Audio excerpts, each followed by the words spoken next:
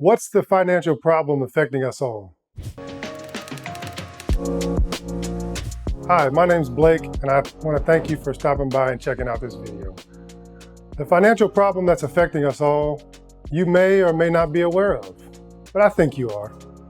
It's become increasingly difficult to really make ends meet in the economy that we live in today.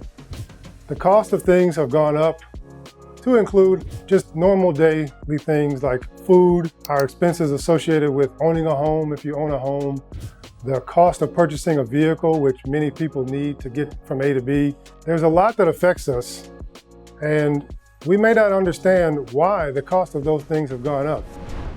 Well, all of us are just hardworking individuals who are trying to take care of ourselves and our family and do the best we can to actually thrive and not just feel like we're surviving. If that's you, I appreciate you stopping by, and I think you're going to get a lot of value from this video. So first off, how do I know that this problem affects us all? And when I say us all, that includes me. I've experienced the cost of things going up and the confusion as to every time you make more money, it doesn't seem to add up. You can't get ahead. Is that you? It's most of us. Do you feel like that even though you work hard, you may even take on extra hours to do different things, there are many different careers that you can advance in that still don't allow you to keep up with the cost of things that are rising? You could be a teacher, you could be a police officer or somebody who's serving in the public sector. You could be an entrepreneur who creates a business or starts a restaurant or takes over a family business. You could be an engineer, whether that's dealing with software or hardware. You could be a doctor, you could be an attorney. Any profession, the cost of these things is rising, and it still, for most people, is hard to keep up.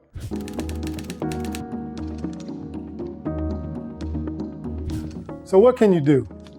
Well, the conventional thinking tells you that you need to put your money that you work hard for in certain places. So what you first need to understand is how valuable you are and where the value that you produce comes from. It's capital.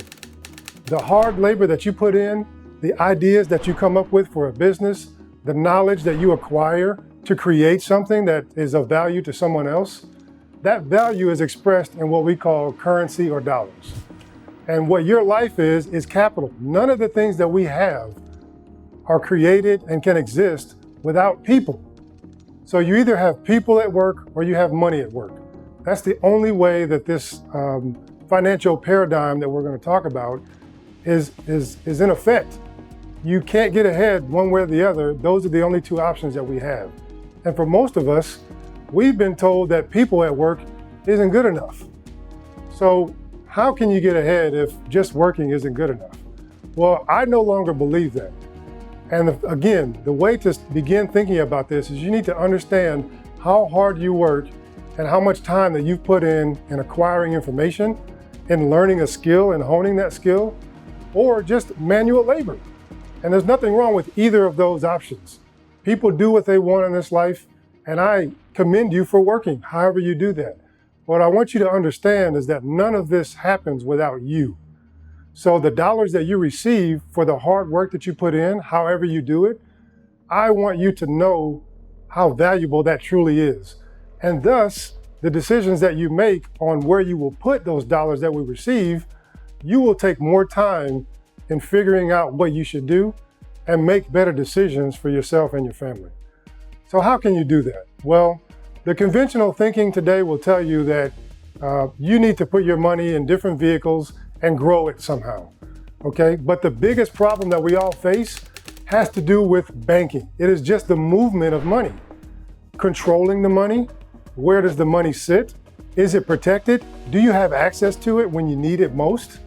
Many of the places that we put our money, we don't actually have access to it when we really need it. And that's a problem. But you really don't understand it, and thus you don't know how to solve that problem when you're faced with it. And typically how we solve that problem is by going into some kind of debt.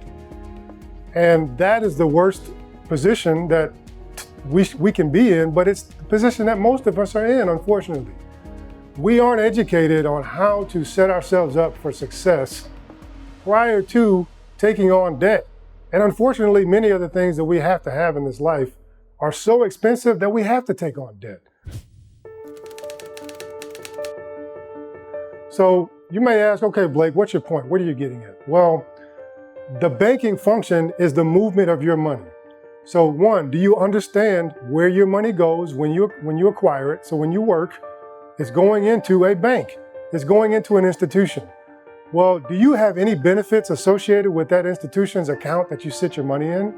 Most people know that you really don't. They're not paying you any interest, and there's really no benefit to just sitting your money in a bank account.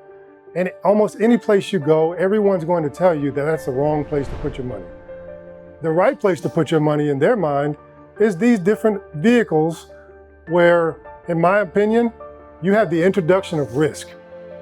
They call it investing, but it's really putting your hard-earned money at risk. And you've worked very hard for it. And what if something happens to you and you can no longer do that job or provide that skill that you've worked so hard to hone? What if you can't do that anymore? Well, all the money that you've been given as a medium of exchange for what you've done is no longer going to come in. So what you've done with the money that you've already earned has to have been accomplished in a very efficient manner.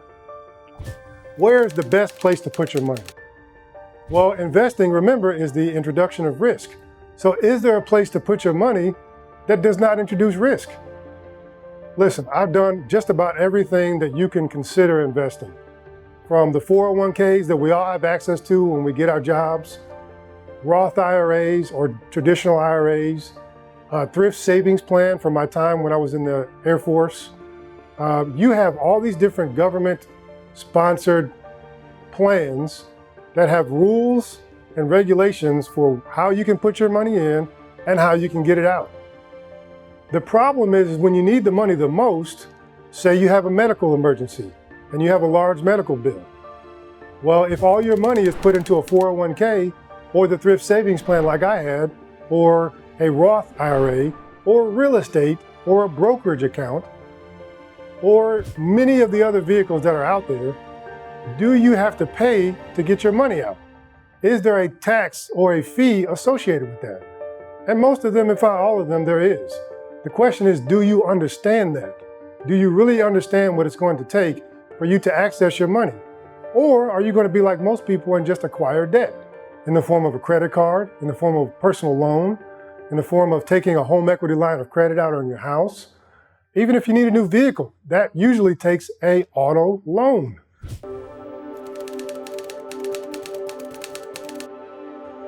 So, is there a way to acquire these things or to have the funds that we need when we need them, and also put your money in a place that has benefits? Yes, there is. But more importantly, the things that really affect what we're doing is really how we think about it and our behaviors.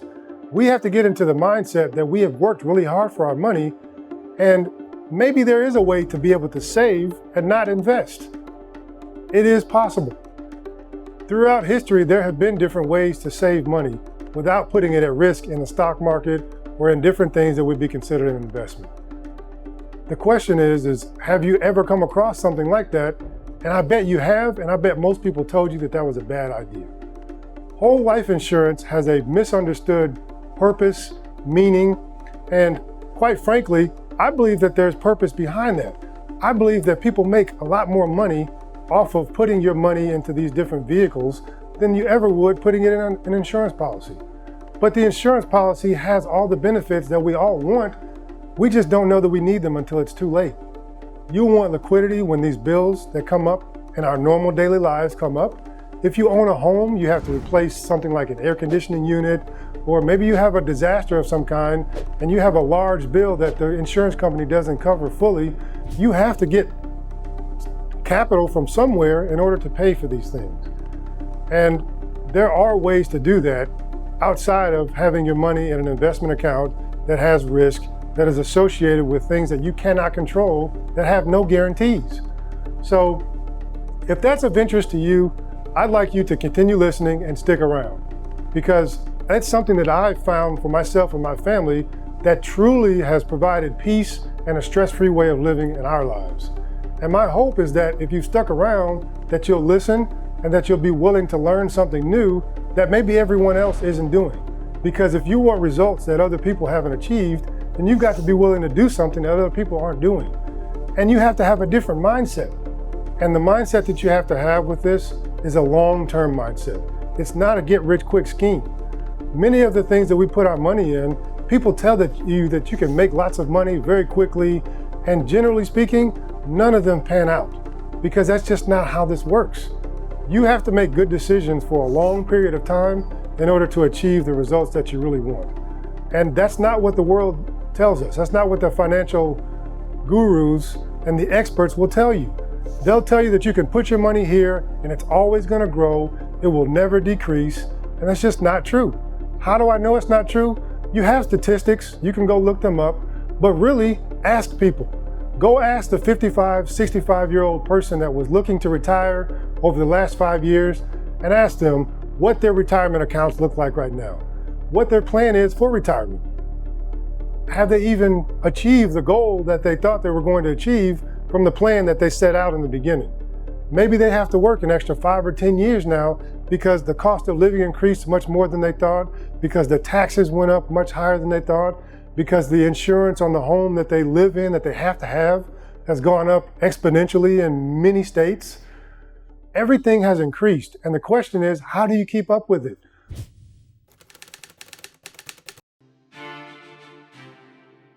Well, the earlier you start with a good mindset and putting good actions in place, the better off you'll be.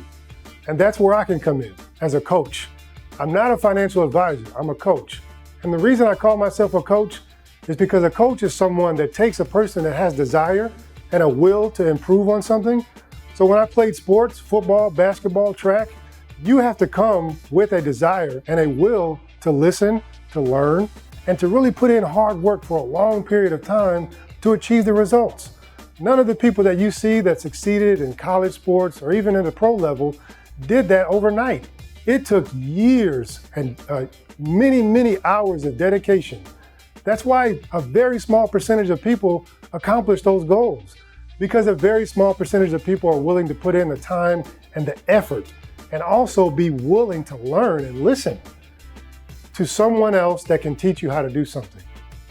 A coach can't do the work for you, but a coach can show you, and usually the best coaches are the people that have achieved what they're trying to help you achieve.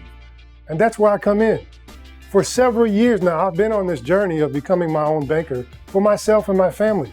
And all I do is show you what I'm doing. That's it. There is no magic to this. There's no formula.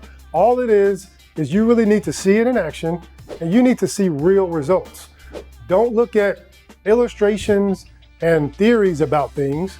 Those are good barometers to see what might be possible, but to see real results is what you need to see. I am not getting rich quickly. There is no scheme involved with this. The plan that I have set out with my wife and our child is a long-term plan, and we've bought into it wholeheartedly.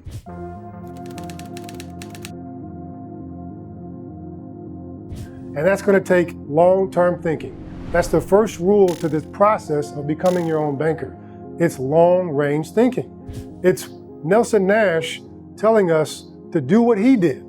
He was a forester, someone that planted seeds in the ground and would come back 15, 20 years later to see what the harvest was. Can you do that? Can you put money in a place after you've done a tremendous amount of research and had help understanding something and have a belief in whatever this vehicle is to accomplish your goals? Can you take the time to do that and then actually do that by planting that seed and waiting 15 to 20 years to see what the results are going to be? Yes, you can do that. And no, you don't have to do it blindly. We work with insurance companies that are mutual companies that have been doing this for over 100 years, paying a dividend, paying the profits out to people like me and like you potentially that are the shareholders. And they've been doing it for over 100 years. Just think about that. Is there any company that you know of that has made a profit for 100 years straight and can prove it? The only companies that I know of that can do that are insurance companies, and they are mutual insurance companies. They're not stock companies. There's a large difference there. And I'll have education on that if you stick around. There's more to learn on all of this, but it's really not difficult. But you have to be honest and say that you don't know what this is and you need help understanding it. And I take that responsibility very seriously to tell you the facts, to teach you the information and treat you like a very intelligent individual who desires freedom and desires sovereignty, the ability to make decisions for yourself and not have someone else tell you what to do with your money. That's why I won't be a financial advisor. I'm willing to show you what you can do with your money because that's what I'm doing. That's it. So if you'd like to learn that, then I invite you to click on some buttons below. One says become a client, or just to get more information, you can click a button that says get in touch, and we'll have a phone call and you get to ask questions and you'll get to see who I am and why I might be best for you to learn this concept and hopefully implement it with some help. But it is a long-term process. You have to understand that you have to be willing to put your money where your mouth is, so to speak, and do that on you, on yourself. That's why it's called becoming your own banker. It is an ongoing process of you becoming something. So if you'd like to learn more about that, I invite you to click the button that says get in touch. And I'd be happy to talk with you and we can sit and formulate a plan on what might be best for you and your family to meet your goals. We start by being honest about where you are currently. We cannot say how we're going to help you achieve your goals if we don't use real information, which is where you are today. And that sometimes can be difficult, but there's no judgment. I've been there. We all have debt. And in this life, we all have to deal with debt. And we've all made bad decisions. I'm no different than you, but you can learn from my mistakes and hopefully not make them and then have a better path than I did. But I only will show you again what I'm doing. And again, there is no judgment, but we have to be honest about where we are. So one, we need to think long term. 15 to 20 years from now is what you need to be looking at. And we make a plan to do that. The second thing is you have to not be afraid to capitalize. If you have been very excited to and eager to put your money in all these different accounts that someone else controls, that have rules and regulations that you really don't understand, and you actually don't have access to your money when you really need it, I think you'll be much more excited to put your money somewhere else where you don't have to worry about all those things. So two, you have to be unafraid to capitalize, okay? The third thing is you have to be unafraid to follow the rules and not do what's called stealing the peas. So in Nelson Nash's book, Becoming Your Own Banker, there's a theory about owning your own business, which is a grocery store, and actually being an honest banker and actually shopping in an honest way by paying for the goods in the store.